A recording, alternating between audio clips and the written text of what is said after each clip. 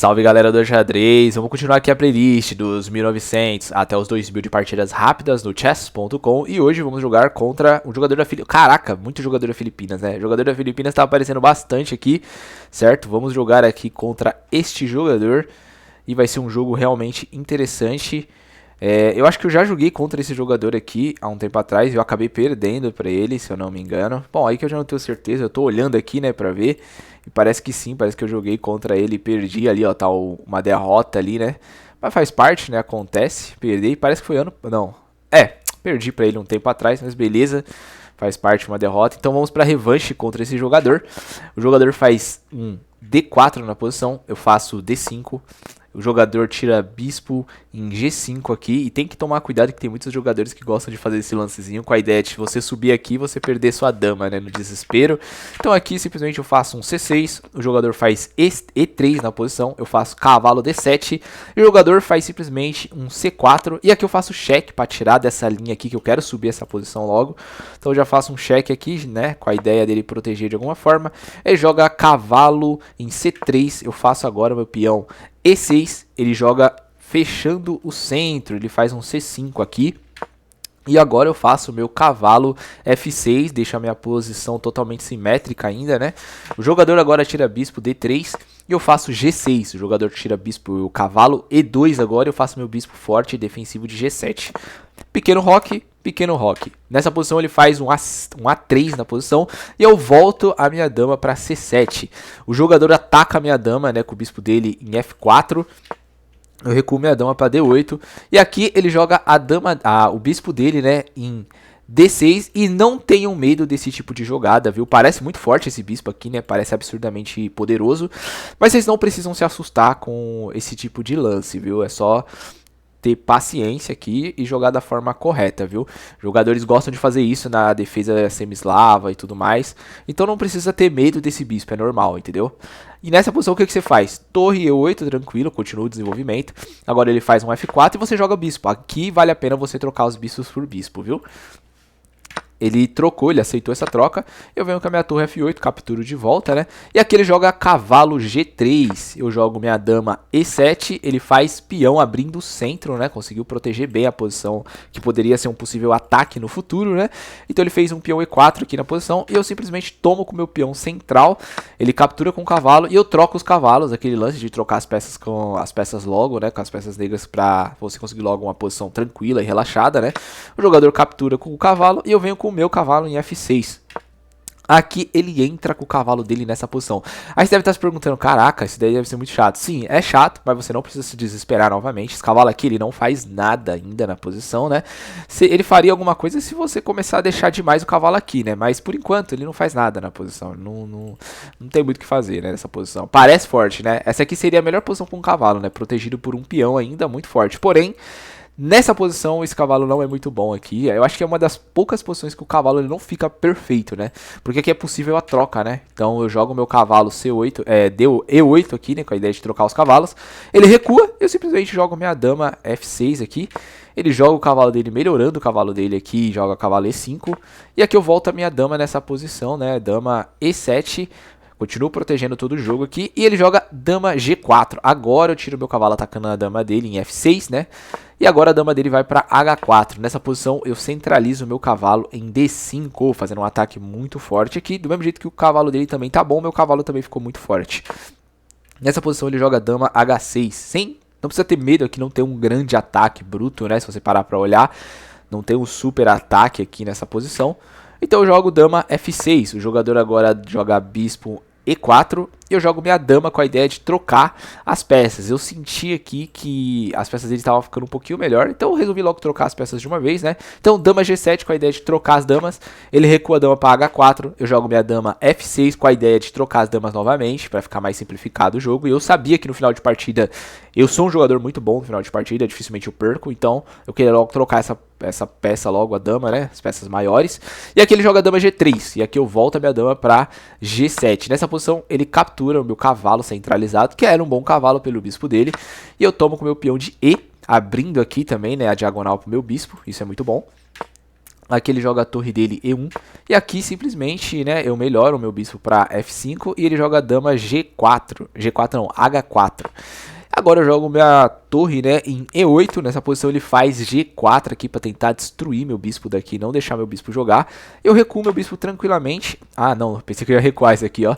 Não, avancei meu bispo aqui. Foi um avanço mais correto, tá certo. Bispo E4 nessa posição aqui, fechando a coluna de vez para as peças dele e melhorando meu bispo de uma forma absurda. Agora sim, esse bispo vale mais que o cavalo, por incrível que pareça, porque esse bispo ele tá protegido por um peão, fechando a coluna de uma das torres dele, fazendo 2 rasantes por 2 lados aqui, ainda na ala do rei dele. Então muito forte esse lance.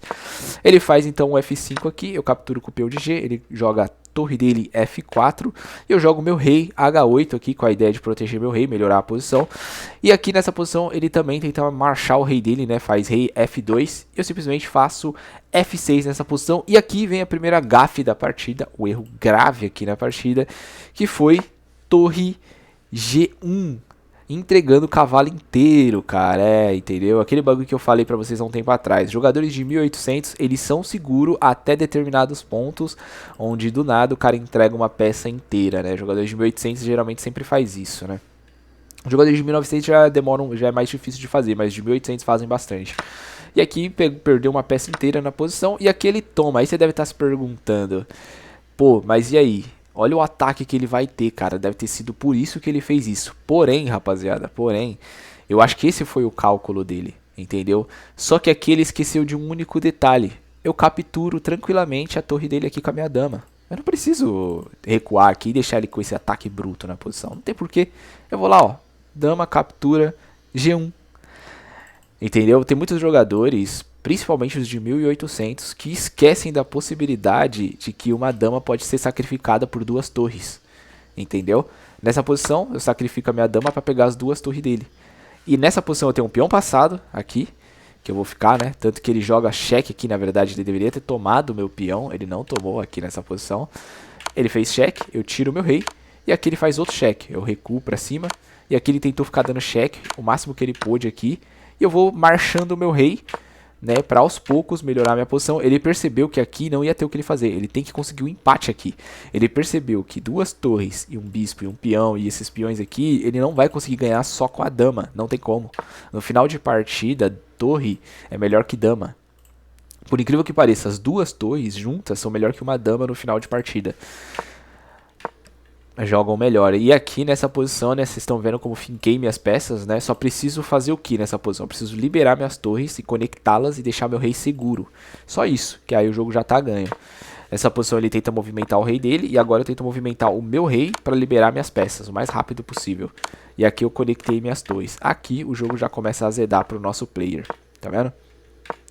Conexão de torres, bispos, tá tudo certinho aqui. Inclusive aqui ele não pode tomar, senão ele leva cravada aqui.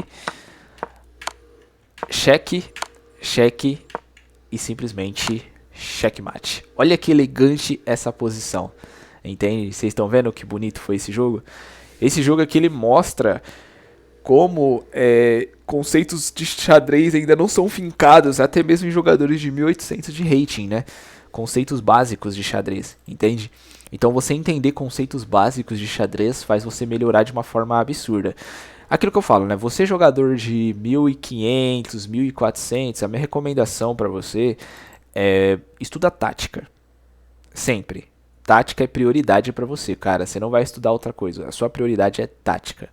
Quando você tiver um nível tático legal, um bom nível tático legal, aí você vai para...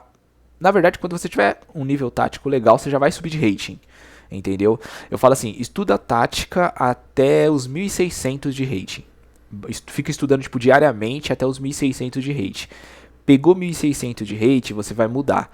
Você vai estudar um pouco de abertura, você vai escolher, na verdade, 2 aberturas de brancas e 2 aberturas de negras, que eu já falo pra vocês já escolher logo, já desde agora, desde o começo, desde os seus 1300, 1200, já escolha 2 aberturas e 2 defesas, né, para as peças. E estuda muito tática. Quando você chegar nos 1600 de rate, você vai estudar tática e um pouquinho das aberturas, só um pouquinho, não muito. entendeu? E aí quando você estiver chegando nos 1650, quase beirando os 1700, aí você já vai começar a estudar estratégia de xadrez, entendeu? Que aí é um pulo pra você pegar tipo 100, 200 de rate e já ir pros 1900, é um pulo. Entendeu? E aquele lance, né? O estudo diário. Você não precisa fazer isso como se fosse um trabalho. Entendeu? Você tem que fazer isso como se fosse divertido, gostoso. Ah, vou aprender um gambito do rei aqui. Ah, eu vou ver como joga melhor uma siciliana. Ah, eu vou, sei lá, eu vou pegar aqui um vídeo de alguém aqui, vou analisar aqui, vou pegar minha própria partida, vou analisar o que eu errei e tal. Tem que ser uma parada diária mais gostosa de se fazer. Ah, vou gastar 20, uma coisa eu falo pra vocês. 20 minutos de estudo de tática todo santo dia. Ó, uma coisa eu falo assim: estuda 30 posições de tático todo dia. Se não for 30, 20. 20. Você vai pegar 20 posições, vai fazer 20 exercícios de tática todo dia. Cara, isso não dá 15 a 20 minutos de estudo de tática diário. A longo prazo, você vai ver a diferença no seu jogo. Te garanto, em um mês você sobe 200, 300 pontos brincando no chess.com. Isso eu te garanto, tá ligado? Tamo junto aí, rapaziada. Esse vídeo foi um pouquinho menor, né? Um pouco mais curto, porque o jogo também foi mais curto também, mas as próximas partidas provavelmente vão ser mais longas, né?